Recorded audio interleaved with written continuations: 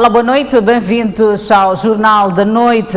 Ndambi Gebuz é acusada de branqueamento de capitais, burla por defraudação, crime de simulação e abuso de confiança.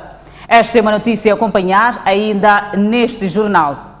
Por ora, o governo decidiu hoje extinguir a empresa Maputo Sul. Daqui em diante, a ponte Maputo-Catembe, estrada Catembe-Ponta Douro e circular de Maputo passam a ser geridos pela Administração Nacional de Estradas e Fundo Nacional de Estradas. A Maputo Sul foi criada para encabeçar a construção de infraestruturas ambiciosas, nomeadamente a ponte Maputo-Catembe, a estrada Catembe-Ponta Douro e mais tarde a estrada circular de Maputo. Agora que os objetivos foram alcançados, o governo decidiu extinguir a empresa. Uma decisão saída da 5ª sessão do Conselho de Ministros. Nós temos a Administração Nacional de Estradas e o Fundo de Estradas, que tem como objetivo fazer a gestão, a manutenção e a coordenação de toda a rede viária, incluindo os mecanismos de financiamento. Portanto, toda a atividade subsequente da criação da Maputo Sul será continuada por estas duas instituições. Mas, mais do que a continuidade da gestão destas infraestruturas, há 107 trabalhadores que neste momento sustentam suas famílias através da Maputo Sul. O ministro das Obras Públicas garante que ninguém vai ficar desempregado devido a esta decisão. 70% desta mão de obra está, portanto, alocada às 3 portagens. Uma de Macaneta, outra aqui na ponte e outro grupo de funcionários, portanto, estão na ponte de Salamanca, isto aí em Bela Vista. Portanto, mesmo aí, estes funcionários serão absorvidos por estas instituições. Temos também outro grupo de funcionários, portanto, contratados a tempo indeterminado, outros por destacamento, estes terão que regressar à sua proveniência. O Conselho de Ministros analisou também os danos das chuvas entre os dias 5 e 18 de fevereiro corrente, tendo informado que pelo menos 9 pessoas morreram neste período devido a calamidades naturais. Além destes danos, o Conselho de Ministros diz que mais pessoas e bens ficaram afetados. Foram destruídas 7.081 casas, das quais 2.008 totalmente destruídas, 8.673 casas inundadas, um total de 18 unidades sanitárias afetadas, 643 salas de aulas destruídas, sendo que 138 totalmente, afetando um número de 37.262 alunos. Na área da agricultura, 59.414 hectares de culturas diversas ficaram inundadas, correspondendo, portanto, a um total de 30.150 produtores afetados. Ainda na 5ª sessão do Conselho de Ministros, o governo aprovou o regulamento sobre autorização de investigações e pesquisas científicas no espaço marítimo nacional. O governo assumiu responsabilidade na emissão das dívidas da Petromoc e LAM no valor de mais de 5 bilhões de meticais. Os empréstimos foram contraídos no exercício econômico do ano passado. Em 2018, o governo foi autorizado a emitir garantias e avales no valor de 30,8 bilhões de meticais, tendo sido emitido até o final do exercício econômico daquele ano garantias no valor global de 5,5 bilhões de meticais, correspondente a 18,1% do limite fixado. Segundo consta do relatório de execução orçamental do ano passado, a que a STV teve acesso, as garantias foram a favor da Petromoc e Linhas Aéreas de Moçambique, LAM. Para a Petromoc, foram emitidos 2 termos de garantia no valor global de 4,2 bilhões de meticais, junto da banca comercial, referente à importação de combustível.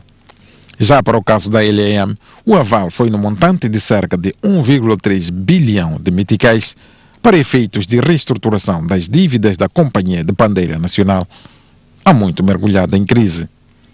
Refira-se que a LAM está com as contas no vermelho, em parte devido ao elevado estoque da dívida com os fornecedores de bens e serviços em processo de amortização.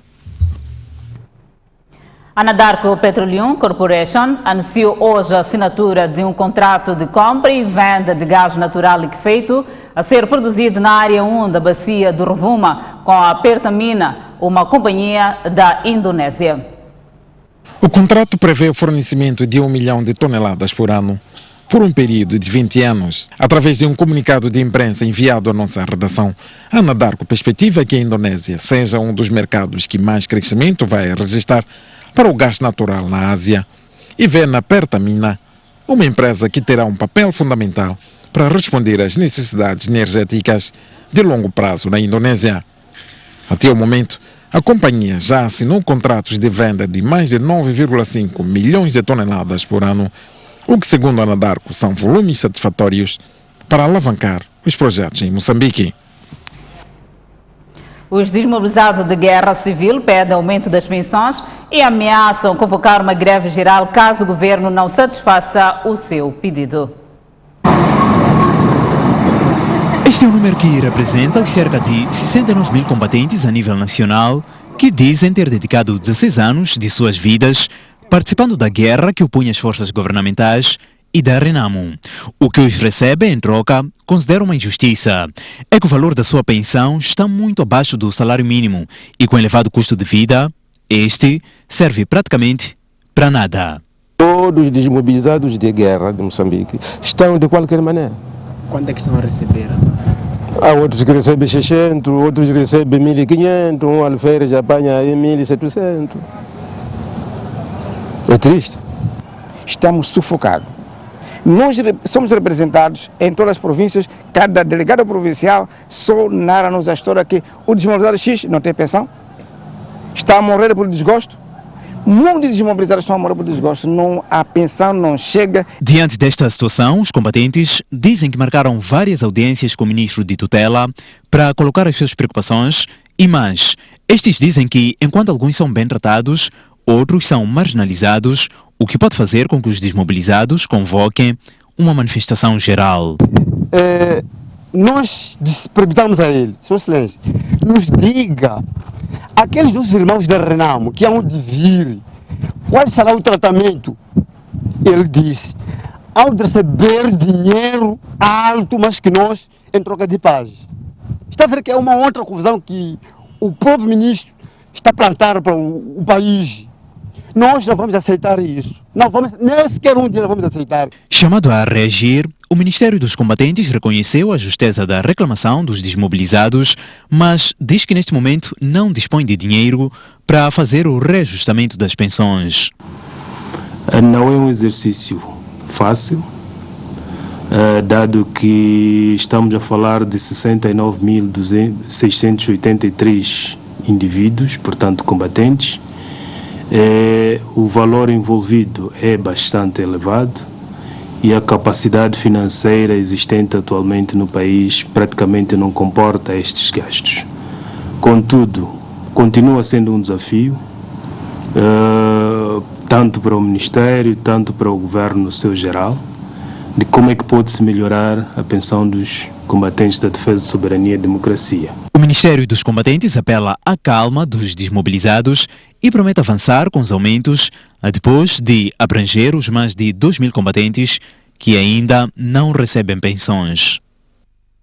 O Instituto Nacional de Normalização e Qualidade passará a certificar hortícolas a serem vendidas nos supermercados no país. Trata-se de uma iniciativa do setor privado e que vai custar cerca de 1,9 milhão de meticais. Trata-se de um acordo entre a Solidariedade e o INOC, que na verdade já vem tendo efeitos desde 2016 e que consiste na certificação de produtores de alguns distritos de todo o país para a produção de hortícolas. O objetivo é que as hortícolas nacionais sejam elegíveis para venda nas grandes cadeias de supermercados nacionais e internacionais, assim como empresas de catering. A intenção é firmar contratos com mercados formais, como é o caso da Shoprite e Spar. Um dos grandes problemas que os nossos agricultores têm é a questão da falta de consistência no fornecimento dos produtos. E nós queremos mitigar este problema organizando, fazendo um plano de produção, um escalonamento adequado, de modo a garantir que esta produção não pare.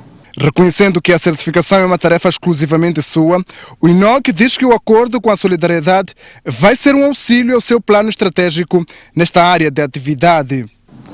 Este projeto, que vai cobrir uma coisa aproximada de 28 mil euros. Esta certificação que nós vamos fazer ao nível das frutas e vegetais será uma parte, de fato, daquilo que são as necessidades do INOC. O Instituto Nacional de Normalização e Qualidade diz que neste momento está a ter déficit de cerca de 1,2 milhão de dólares norte-americanos para viabilizar o processo de certificação de diferentes produtos em todo o país. Fissuras nas paredes, portas e janelas degradadas e o piso com buracos. Esse é o cenário que a STV encontrou em algumas casas construídas há 2 anos para reassentar 95 famílias que viviam na área onde passa o viaduto, em Nampula. O viaduto de Nampula liga o centro da cidade e os bairros periféricos como Moatala e Napipine, atravessando a linha férrea do corredor de Nacala. A sua construção foi financiada pelo Corredor Logístico do Norte, empresa que faz o transporte e exportação do carvão mineral da Vale. Com esta obra pretendia-se contornar a anterior passagem de nível e garantir segurança de pessoas e viaturas devido ao fluxo de comboios de carga. Para dar lugar à infraestrutura, foram retiradas 95 famílias e reassentadas nesta zona que faz parte do posto administrativo de Natiquire. A imagem projetada de longe sugere tratar-se de um bairro organizado, mas alguns pormenores põem em causa a qualidade das casas. É que, 2 anos depois, algumas apresentam fissuras nas paredes, noutras há desgaste precoce do piso e o denominador comum é a baixa qualidade das portas e janelas.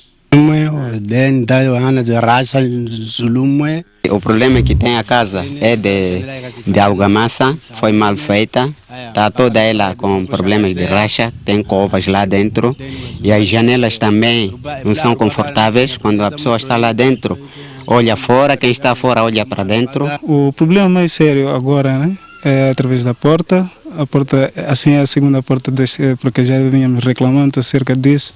Trocaram, mas colocaram uma outra porta que nem demorou, nem levou tempo. Assim já apodreceu, quando chove, o problema sério entra a água. E a outra coisa é através do teto. Quando chove é o problema, até a pessoa é obrigada a levar tudo, pôr em cima de outras coisas para não molhar. A falta de serviços sociais é outro problema que inquieta estes reassentados. Tinham prometido que íamos estar ao pé de um hospital, ao pé de uma esquadra para nos proteger, e água e uma boa vida, pelo menos. Tínhamos essa promessa, mas que não aconteceu isso. Aqui água temos uma fontenária, mas há problemas. Tem vezes que mesmo querendo tirar a água para sair é muito difícil, é preciso puxar muito, há problema mesmo de água. Contactamos a assessoria da empresa Corredor Logístico do Norte, mas até o fecho desta reportagem ainda aguardávamos pela marcação da hora da entrevista. No entanto, a nossa equipe de reportagem soube que os problemas levantados vão merecer correção por parte do empreiteiro contratado. A empresa Água da região de Maputo ainda está a avaliar qual modelo de contadores pré-pago se ajusta ao sistema de abastecimento de água. José Ferrete diz que a empresa tem recebido solicitações dos clientes. Com o objetivo de melhorar o consumo nacional de água, a empresa responsável pelo abastecimento do líquido na capital está a implementar o sistema de uso de contadores pré-pagos. Entretanto, ainda vai levar algum tempo até o sistema chegar a todos os clientes.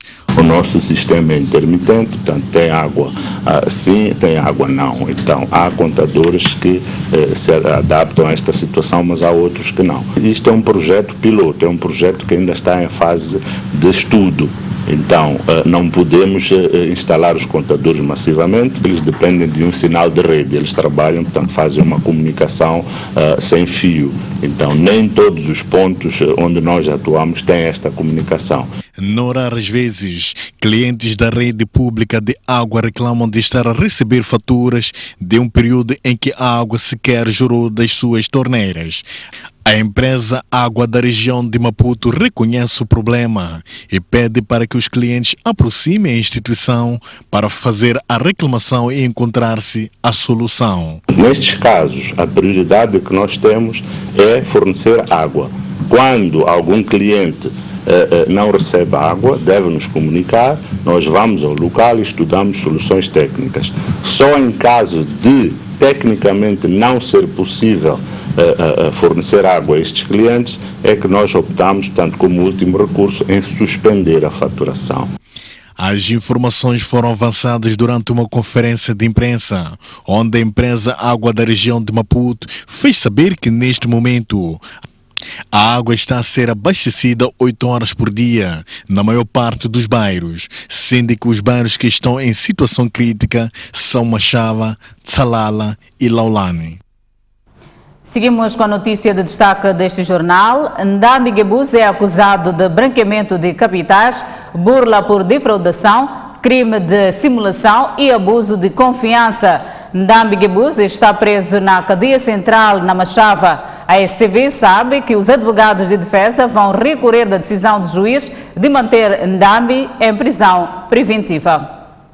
Detido na cadeia central na Machava, Armando Ndambi Gebuz é acusado de 4 crimes. São eles: branqueamento de capitais, cometido por aquele que converter, transferir, auxiliar ou facilitar qualquer operação de conversão ou transferência de produtos do crime, com o objetivo de ocultar ou dissimular a sua origem ilícita ou de auxiliar a pessoa implicada a eximir-se das consequências jurídicas dos seus atos.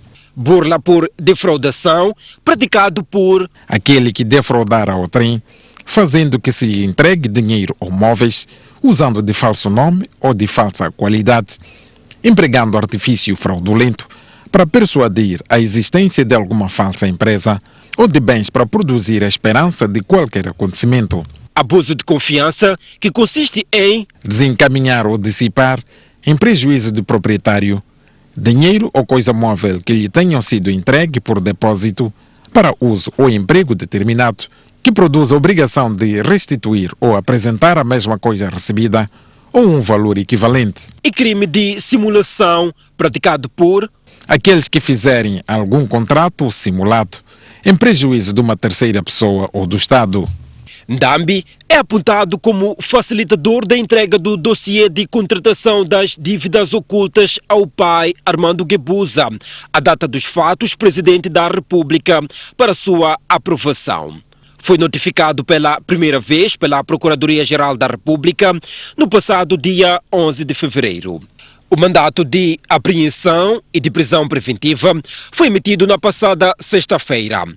No dia seguinte, 4 oficiais da PGR foram à casa de Ndambi Gebuza, onde o detiveram, tendo recolhido o seu computador, telemóvel e documentos para a investigação. Ndambi, Inês Moiane e seu sobrinho Elias Moiane, assim como Sérgio Namburete, estão a ser defendidos pelos advogados Alexandre Cheval e Isálcio Manjane, que, segundo apurou a STV, vão recorrer da decisão do juiz Délio Portugal, que manteve a prisão preventiva para todos. Fonte próxima ao processo informou à STV que os 8 arguidos presos estão distribuídos entre a cadeia civil e a cadeia central. Gregório Leão, antigo diretor-geral do CIS, Antônio Carlos do Rosário, PCA da Proíndicos, Ematu Imam, e Inês Moiane, secretária particular de Armando Gebuza, estão na cadeia civil, enquanto Ndambi Gebuza, Bruno Tandani Langa, Teófilo Nhangubel, Sérgio Namburete e Sidónio Citói estão na cadeia central na Machava. Os 2 estabelecimentos estarão a ser guarnecidos pela Casa Civil e agentes da Unidade de Intervenção Rápida, que estão à paisana para não despertar atenção. No domingo, um dia antes da legalização da prisão de Ndambi, Armando Gebuza visitou o filho na 6ª Esquadra da Polícia.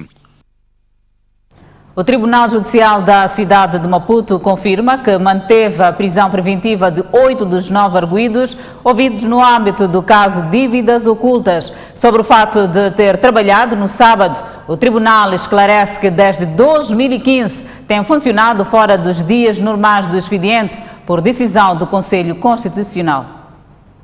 4 dias após as 9 detenções no âmbito das dívidas ocultas, o Tribunal Judicial da cidade de Maputo emitiu um comunicado oficial a explicar os fatos ocorridos.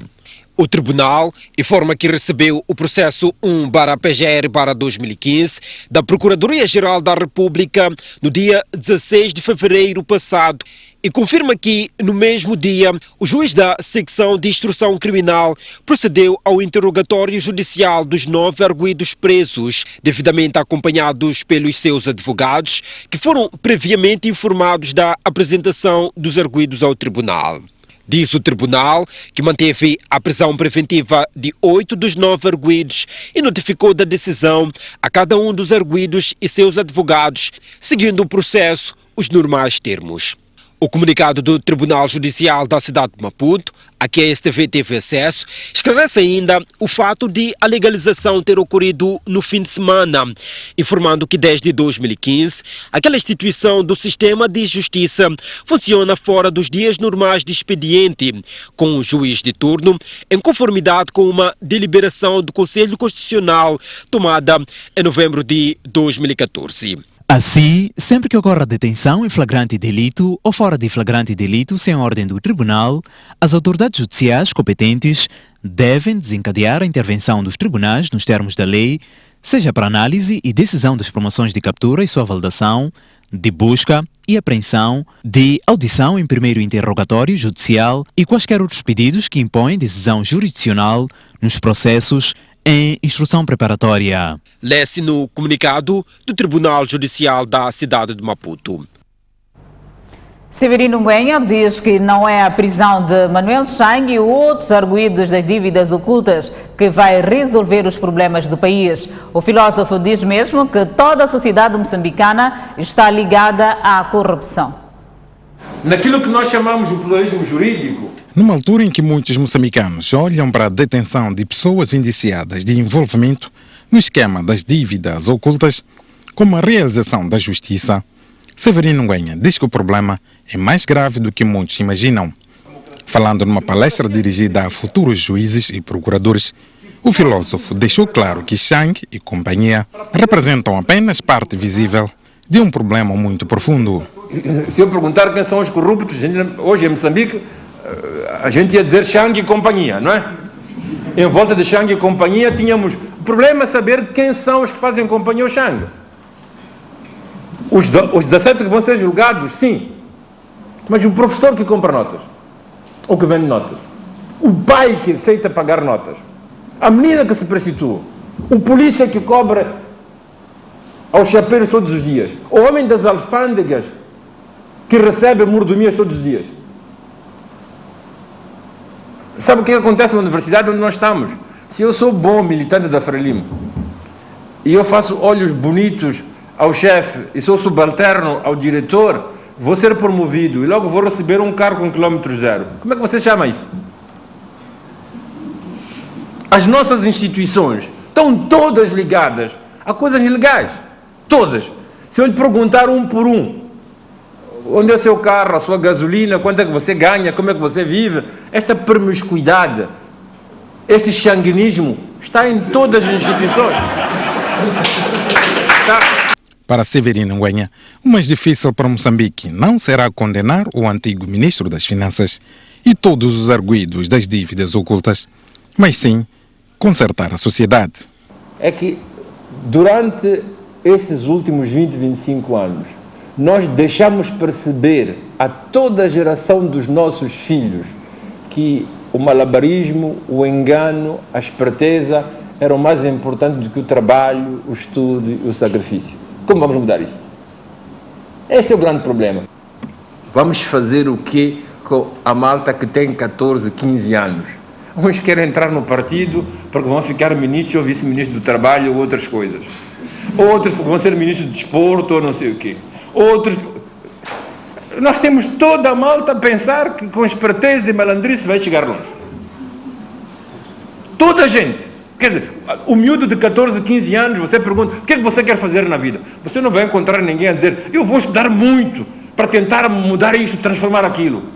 vou entrar no partido tal, ou vou criar o parlamento juvenil, ou vou entrar numa ONG. Toda a gente sabe como chegar ao resultado, mas nenhum desses resultados é trabalho, abnegação, sacrifício. Contrariando mais uma opinião generalizada na sociedade, Ngwenya diz que não é a justiça que está em descrédito, mas o sistema em que ela está inserida. O cartão vermelho não é contra a justiça. Não é contra o juiz, não é o fato de que são 3 anos, não conseguimos dar resposta, ou 4 anos, agora chega um tribunal da África do Sul, ou que agora foi uma sentença de Londres que meteu um pouco de ordem no que acontece em Cabo Delgado, etc. O cartão vermelho é ligado ao fato que quando nós fizemos os acordos de paz e a segunda Constituição, dissemos que íamos pautar para um Estado de Direito. E ela pressupõe intrinsecamente a separação de poderes. É o que nós estamos a conseguir. Se hoje a justiça está em descrédito, não é a justiça que está em descrédito. É o sistema no qual a justiça está inserido que está em descrédito. Não é o juiz que é o problema. Claro que vocês vão ser o problema quando chegar ao distrito. Vão dizer que és tu, não sei o quê, não fazes aquilo. O que eles não sabem é que por detrás daquilo você recebeu um telefonema, uma carta, uma pressão. Isto é promiscuidade. Severino Ngwenya falava esta terça-feira na palestra organizada pelo Centro de Formação Jurídica e Judiciária. Convido a um breve intervalo. Voltamos dentro de instantes. Até já. De volta ao Jornal da Noite e a página desportiva. O Tribunal Judicial da cidade de Pemba condenou hoje Altino José Jaime, António Simão e Gulam Salim a 10 meses de pena suspensa por terem agredido o árbitro Abdul Kader a 22 de julho de 2018. O Tribunal é competente, o Ministério Público tem legitimidade para promover julgamento, o processo é próprio. Bruno de Castro, o juiz da causa, anunciou as penas depois de argumentar as razões que levaram à condenação dos 3 jogadores de futebol do Clube Ferroviário de Pemba por cometimento de crime num recinto desportivo. Em nome da República de Moçambique, decidem os juízes da primeira secção do Tribunal Judicial da cidade de Pemba em condenar os co-réus Altino José Jaime, António Simão e Gulam Salim individualmente a pena de prisão de 10 meses e multa correspondente à taxa diária de 5%, atento ao disposto no artigo 72, número 2 do Código Penal, conjugado com o disposto no artigo 4 do preâmbulo da Lei nº 35/2014, de 31 de dezembro. Vai a pena de prisão e multa correspondente, subscrevida por multa, a taxa diária de 5%, atento ao disposto no artigo 72, número 2 do Código Penal, conjugado com o disposto no artigo 4 do preâmbulo da Lei nº 35/2014, de 31 de dezembro, ex-vi, artigo 112 do Código Penal. Entretanto, de acordo com a sentença, os 3 arguidos deverão pagar uma indemnização ao árbitro pelos danos físicos e morais. Vão obrigados solidariamente a indemnizar a vítima Abdul Kader em 100 mil meticais, atento ao disposto no artigo 34º, parágrafo 2º do Código de Processo Penal. Imposto justiça em 100 meticais a cada um dos condenados, emolumentos de defesa oficiosa em 400 meticais, boletins ao registro criminal e arquivo central do CERDIC, mandados de condução à cadeia do condenado Altino José Jaime, atento ao disposto no artigo 640, parágrafo 3º do Código de Processo Penal, mandados de captura aos condenados António Simão Capa e Gulam Salim, registro notifix, cidade de Pemba, 19 de fevereiro de 2019. Moçambique já registrou vários casos de violência nos recintos desportivos, mas este é o primeiro na história do país que termina com uma sentença de um tribunal judicial. A agressão contra o árbitro Abdul Kader foi registrado no dia 22 de julho de 2018 no Estádio Municipal de Pemba, num jogo entre Ferroviário de Pemba e Bahia de Pemba Futebol Clube, que terminou aos 88 minutos.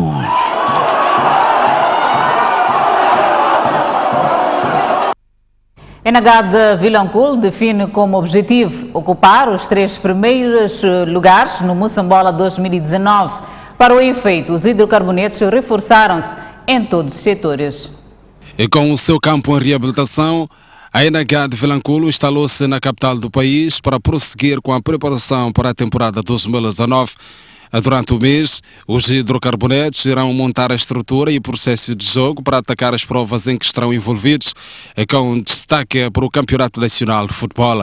Para o efeito, a NH reforçou-se com guarda-redes Soarito, Nelito, Lolo e Parquim, entre outros que representaram no ano passado clubes de nomeada. Queremos deixar uma marca acima de tudo de disciplina, de competitividade, mas acima de tudo com objetivos bem claros, que é lutar para o pódio. Os 3 primeiros lugares vão nos satisfazer muito. Se estivermos abaixo disso, olha, não vamos estar satisfeitos. Tentamos juntar o útil ao agradável, temos bons reforços.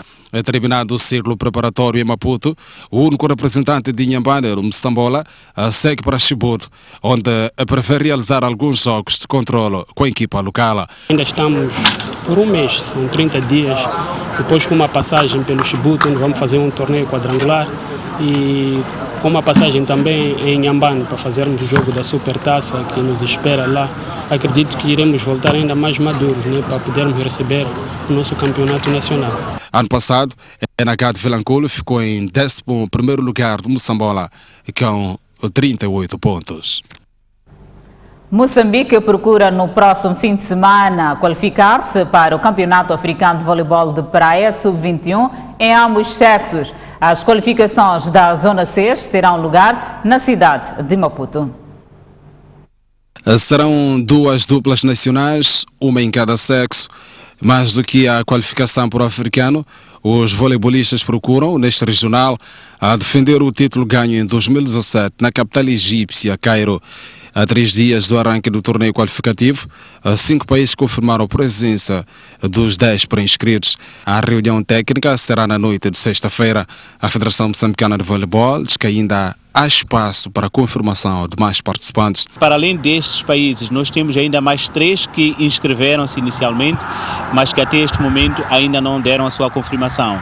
Estou a falar da África do Sul, da Angola e da Namíbia. Estes países ainda têm a possibilidade de se fazerem presentes, porque tudo encerra na altura da realização da reunião técnica. Em causa estão o lugar no africano da categoria, agendado para março próximo, num país ainda por confirmar. A Moçambique tem um histórico favorável em africanos da modalidade. Para esta qualificação, a seleção nacional prepara-se já há algum tempo. A Federação Moçambicana de Voleibol está confiante. Em termos de preparação, não temos muito a fazer, uma vez que o campeonato africano é já a seguir no mês de março, na última semana do mês de março. Vamos continuar a trabalhar nos mesmos moldes que estamos a trabalhar. É claro que o foco aí vai ser outro. Nós somos os detentores do título africano em sub-21. Então é nosso desejo que esse título se mantenha ainda com a pertença de Moçambique. Então vamos trabalhar já focados, tomando em consideração aqueles países que se apurarem para o africano. Qualificam-se para o africano de voleibol os 3 primeiros classificados. O Papa Francisco saudou o Presidente da República, Filipe Nunes, pelo seu 60º aniversário natalício. Através de uma mensagem que chegou à nossa redação por via do encarregado de negócio do Vaticano, Cristiano Antoniette, o Papa Francisco invoca a abundância das graças divinas e a proteção da Nossa Senhora da Consolata para o Presidente da República, sua família e o povo moçambicano. Lembre-se que Filipe Nunes celebrou o seu aniversário no passado dia 9 de fevereiro e várias instituições nacionais e estrangeiras endereçaram mensagens de felicitação ao presidente moçambicano. Seguimos ainda com mais um comunicado. Foi lançado oficialmente esta terça-feira em Maputo a plataforma de informação de risco de crédito à economia Compuscan. O evento contou com a presença de vários atores da banca em Moçambique, representantes do Banco Central, como entidade reguladora do sistema financeiro, classe empresarial e do Fundo Monetário Internacional. Os participantes dizem que a plataforma da Compuscan vai melhorar a classificação dos riscos de crédito à economia e reduzir as taxas de juros praticadas pela banca comercial. Convido a um breve intervalo, mas antes a previsão do estado do tempo para amanhã. Para a zona sul do país, Maputo 34 de máxima, 22 de mínima, Xai-Xai 31 de máxima, 24 de mínima, Inhambane 31 de máxima, 24 de mínima. Na zona centro do país, Beira 31 de máxima, 24 de mínima, Chimoio 26 de máxima, 16 de mínima, Quilomane 33 de máxima, 23 de mínima, Tete 31 de máxima, 23 de mínima. E na zona norte do país teremos como máxima Nampula 29 de máxima, 22 de mínima, Pemba 33 de máxima, 26 de mínima, Lixinga 25 de máxima, 17 de mínima.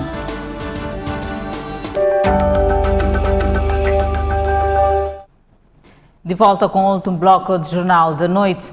O presidente da Nigéria avisa a todos aqueles que mancharem as eleições deste sábado que poderão pagar com a vida. Buhari também promete uma investigação sobre o adiamento das eleições. Contra a vontade da Comissão Eleitoral, os dois candidatos principais às eleições deste sábado retomaram a sua campanha, que deverá terminar à meia-noite desta quinta-feira. O presidente nigeriano Muhammadu Buhari, que tenta conquistar o segundo mandato, voltou a negar ter interferido no adiamento das eleições, que devia ter acontecido a 16 de fevereiro. Buhari deixou uma mensagem de ameaça a todos os indivíduos que tentarem sujar o processo eleitoral, tendo dito que poderão pagar com a sua própria vida, uma vez que já ordenou às forças de segurança a responder de maneira violenta. O presidente de 76 anos também chamou a Comissão Eleitoral de incompetente, tendo prometido uma investigação após as eleições. O maior partido da oposição condena as declarações do presidente Buhari e acusa-o de promover uma justiça selvática. É já este domingo que Senegal realiza eleições presidenciais. 5 candidatos disputam o cargo de chefe de Estado e o presidente senegalês tem mais vantagem de conquistar o segundo mandato. Um dos países com a democracia mais estável da África realiza eleições presidenciais este domingo. Ao todo, são 5 candidatos principais, dos quais o presidente Macky Sall é o mais provável para renovar o mandato.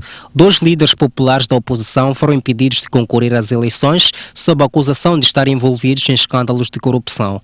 Macky Sall assumiu o poder em 2012, depois de ter derrotado o antigo presidente Abdoulaye Wade na segunda volta. Sall promete transformar Senegal numa economia emergente até 2035 por meio de construção de infraestruturas. Idrissa Seck é outro candidato presidencial que já perdeu 2 vezes nas eleições. Ousmane Sonko é o mais novo candidato, com 46 anos de idade, o que lhe deixa em boa condição quando 60% da população está abaixo de 25 anos. Issa Sall é um professor da tecnologia de informação e fundador de uma universidade privada, concorrendo pelo Partido da Unidade e Assembleia. Jamadik Niang é um dos candidatos com menos chances de vencer, tendo sido banido ano passado do partido do Wade quando apresentou a sua candidatura presidencial. É ponto final do Jornal da Noite. Não deixe de acompanhar a Linha Aberta com moderação de Jeremias Langa. Boa noite.